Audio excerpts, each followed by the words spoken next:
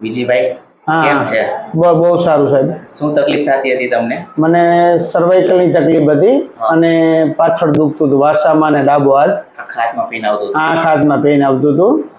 અને કેટલા ટાઈમથી તકલીફ હતી તમને? મને લગભગ 1.5 વર્ષથી આ તકલીફ હતી.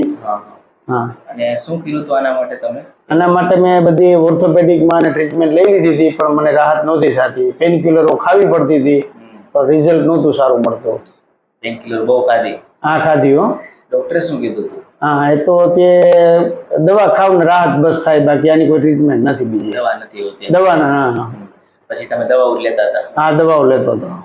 આપણે અત્યારે તમને દુખાવો ક્યાં થતો? આખા હાથમાં પેઇન આવતું? હા, ડાબી સાઈડના હાથમાં વધારે પેઇન થતું હતું. કરો ત્યારે તકલીફ પડતી હા, હતી? તો ગાડી ચલાવવામાં 4 વ્હીલ 2 વ્હીલમાં પણ તકલીફ પડતી હતી. તકલીફ પડતી હતી? હા.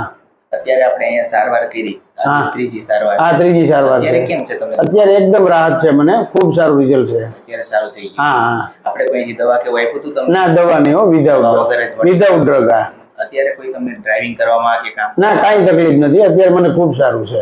હા. તમને જે તકલીફ હતી ને, તમારા એમઆરઆઈ ના રિપોર્ટ પ્રમાણે C5 C6 હા છે ને, તમારી નસ દબાણી હતી, હા, કઈક વજન ઉચકાવાઈ ગયું, એક ઝટકો લાગી ગયો, એના કારણે તમને જે આખા હાથમાં જે પેઇન આવતું એના કારણે આવતું.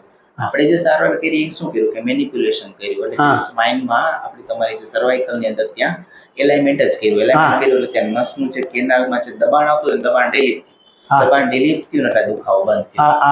આવી સારવાર કરવી જોઈએ? હા, કરવી જોઈએ સર. હું પોતે હેલ્થમાં છું, જાણું છું સર, અને સારવારને વધારે પ્રાયોરિટી આપું છું. તમને કેટલા ટાઈમથી તકલીફ હતી આમ જોઈએ તો? મને 1.5 વર્ષ જેવું, પોણા 2 વર્ષ જેવું. પોણા 2 વર્ષ થઈ ગયા.